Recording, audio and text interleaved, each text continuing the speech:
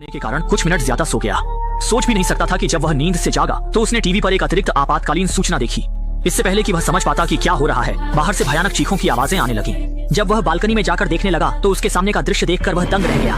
तभी निक ने देखा कि एक सैन्य हेलीकॉप्टर उसके सिर के ऊपर से तेजी से गुजरा और सीधा पास की इमारत से टकरा गया। ये देखकर निक के होश उड़ गए और वह डर के मारे कांपने लगा। उसी समय नीचे से फिर जोरदार चीखने की आवाज आई। निक ने सावधानी से सिर बाहर निकाला तो देखा कि सभी लोग घबराकर भाग रहे थे और उसकी गर्लफ्रेंड भी उसी भीड़ में थी। वह अपनी गर्लफ्रेंड से वजह पूछना ही चाहता था कि अगले ही पल उसकी गर्लफ्रेंड ने एक और शख्स के साथ मिलकर एक बूढ़े आदमी को गिरा लिया और दोनों उस पर टूट पड़े। यह दृश्य देखकर निक डर और हैरान हो गया। उसे समझ नहीं आ रहा था कि आखिर हो क्या रहा है। इसी बीच बेकाबू होते हुए जहाजों की संख्या भी बढ़ती जा रही थी। डर के मारे उसने जैसे तैसे खुद को कमरे में छिपाया ही था कि तभी उसका पड़ोसी घबराया हुआ अंदर घुस आया और बोला कि उसकी पत्नी अचानक पागल हो गई है और उस पर हमला कर दिया है। वह निक से शरण मांग रहा था, लेकिन निक कुछ समझ पाता इससे पहले ही पड़ोसी अपना सिर पकड़कर बाथरूम में अपनी चोट देखने चला गया। कुछ गड़बड़ महसूस करते हुए निक ने तुरंत पास से एक छोटी चाकू अपनी सुरक्षा के लिए उठा ली। इसी समय टीवी पर एक और आपातकालीन समाचार आया जिसमें बताया गया कि शहर में ज़ॉम्बी वायरस फैल गया है, जिससे संक्रमित लोग खून के प्यासे हिंसक ज़ॉम्बी में बदल रहे हैं।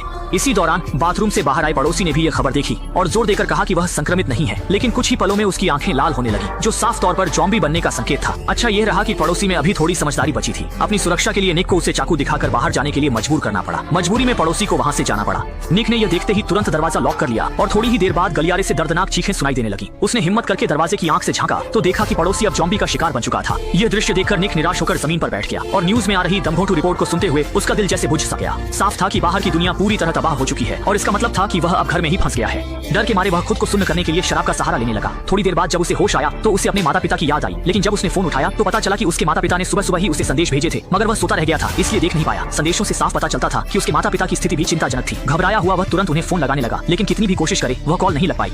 ये समझकर कि अब उसे सिर्फ खुद पर ही निर्भर रहना है और ताकि ज़ॉम्बियों का झुंड घर के अंदर न घुस सके, उसने सबसे पहले फ्रिज को दरवाजे के सामने लगाकर रास्ता रोक दिया। इसके बाद उसने अपना बिस्तर भी हॉल में खींच लिया जिससे वह गलियारे की स्थिति हर वक्त देख सके। फिर उसने खिड़कियों को अच्छी तरह बंद कर दिया ताकि ज़ॉम्बी उसे देख न सके, लेकिन इसके बावजूद दरवाजे पर समय समय पर कोई दस्तक देता रहता था। वह सांस रोककर बिल्कुल भी आवाज नहीं करता था क्योंकि उसे यकीन नहीं था कि बाहर इंसान है या ज़ॉम्बी। लेकिन उसी रात बाथरूम से अचानक कोई हलचल की आवाज आई। निक को तुरंत अनहोनी का एहसास हुआ और पास में रखा बेसबॉल बैट उठाकर धीरे धीरे नजदीक गया। अगले ही पल एक ज़ॉम्बी वेंटिलेशन पाइप से अंदर घुस आया। निक तुरंत एक कोने में छिप गया। थोड़ी देर बाद ज़ॉम्बी सुस्त चाल से लिविंग रूम में चला गया। यह देखकर निक ने पहले हमला करने का फैसला किया। चुपके से उसके पीछे जाकर जोर से डंडा मारा। पहली बार ज़ॉम्बी को मारने के बाद वह पूरी तरह घबरा गया और समझ गया कि लाश को यूं ही घर में नहीं छोड़ा जा सकता। संभलने के बाद उसने शव को उठाकर नीचे फेंक दिया।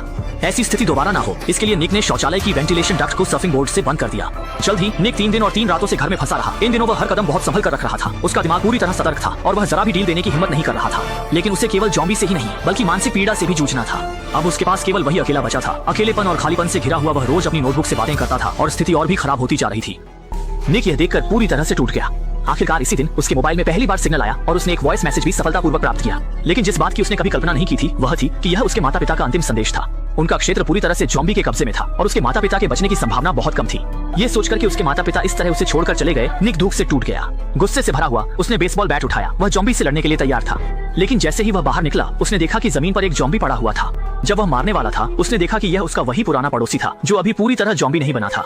लेकिन तभी ज़ॉम्बियों का एक झुंड उसकी ओर दौड़ पड़ा, जिससे निक डर के मारे तुरंत अपने घर के अंदर भाग गया। इस घटना के बाद निक फिर कभी अपने घर से बाहर नहीं निकला।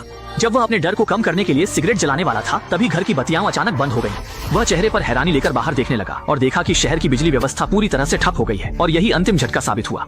अब और जीने की इच्छा न रखते हुए अगले दिन उसने खिड़कियों के पर्दे हटा दिए और फांसी लगाकर अपनी जान लेने का फैसला किया। लेकिन जैसे ही वह मौत का इंतजार कर रहा था उसने अचानक देखा कि सामने की इमारत में एक सुंदर महिला जीवित थी। आजकल जब बाहर हर जगह ज़ॉम्बी थे, एक जीवित व्यक्ति को देखना कितना दुर्लभ था और वह भी एक खूबसूरत महिला। इससे निक को जीने की इच्छा मिली और उसने तुरंत रस्सी से खुद को मुक्त किया और खिड़की के पास पहुंचा। सामने जीवंत सुनहरे बालों वाली खूबसूरत महिला को देखकर निक अपनी आंखों पर विश्वास ही नहीं कर पाया। जब उसने देखा कि सामने वाली ने पर्दे खींच दिए तब उसे एहसास हुआ कि वह ज़ॉम्बी नहीं बल्कि एक असली सामान्य इंसान थी। इसलिए उसने तुरंत अपने बाल स्टाइल किए जिससे सामने वाली महिला का ध्यान आकर्षित हुआ। चूंकि इस समय नीचे पूरी तरह ज़ॉम्बी थे, नीचे के ज़ॉम्बी समूह को परेशान न करने के लिए दोनों को लिखकर बातचीत करनी पड़ी। बातचीत के दौरान निक को पता चला कि महिला का नाम लिसा था और वह भी अकेली अपने घर में फंसी हुई थी। जब उसे पता चला कि लिसा के पास पानी नहीं है, निक ने तुरंत कहा कि यह जिम्मेदारी उसकी है। रात में जब बाहर मूसलाधार बारिश हुई, निक ने सभी बर्तन बाहर रखे पानी इकट्ठा करने के लिए और खुद को पूरी तरह से नंगा करके बारिश के पानी से नहाया, यहाँ तक कि अपनी दाढ़ी भी साफ कर दी। अगले दिन अपने सबसे अच्छे कपड़े पहनकर वह बालकनी पर आया और लिसा की बालकनी की ओर एक रस्सी फेंकी। फिर रस्सी के सहारे 2 बोतल पानी लिसा को भेजा। हालांकि दोनों सावधान थे, फिर भी एक ज़ॉम्बी ने उन्हें देख लिया। वह बिना कुछ सोचे समझे तुरंत दीवारों पर चढ़ने लगा और लिसा की ओर चढ़ गया। लिसा को बचाने के लिए निक ने जल्दी से ज़ॉम्बी पर कुछ फेंका जिससे ज़ॉम्बी का ध्यान अपनी ओर खींचा। इसी समय उसके घर के दरवाजे पर भी आवाज आई। मजबूरी में निक ने बालकनी का दरवाजा अच्छी तरह से बंद कर दिया और दरवाजे पर जाकर गलियारे के ज़ॉम्बी को रोकने लगा। अच्छी बात यह थी कि कुछ देर बाद गलियारे के ज़ॉम्बी कहीं और चले गए, लेकिन इस समय तक इमारत के नीचे के ज़ॉम्बी बालकनी तक पहुंच गए थे। निक ने जल्दी से बेसबॉल बैट उठाया, लेकिन अगले ही पल ज़ॉम्बी ने उसे धक्का देकर बेहोश कर दिया। इस मौके का फायदा उठाकर निक ने बाहर निकलकर उसे बुरी तरह से मार डाला। इस घटना के बाद निक को एहसास हुआ कि इस तरह से वह जरूर मर जाएगा। उसे और सामान ढूंढना होगा और फिर लिसा से मिलना होगा। ये सोचते ही निक तुरंत काम पर लग गया। उसने दबे पांव दरवाजा खोला। अच्छी बात यह थी कि गलियारे में कोई नहीं था, सिर्फ उसका काफी समय पहले मरा हुआ पड़ोसी जमीन पर पड़ा था। इसलिए उसने जल्दी से पड़ोसी की जेब से चाबी निकाली, लेकिन तभी आवाज सुनकर ज़ॉम्बी का झुंड फिर से आ गया।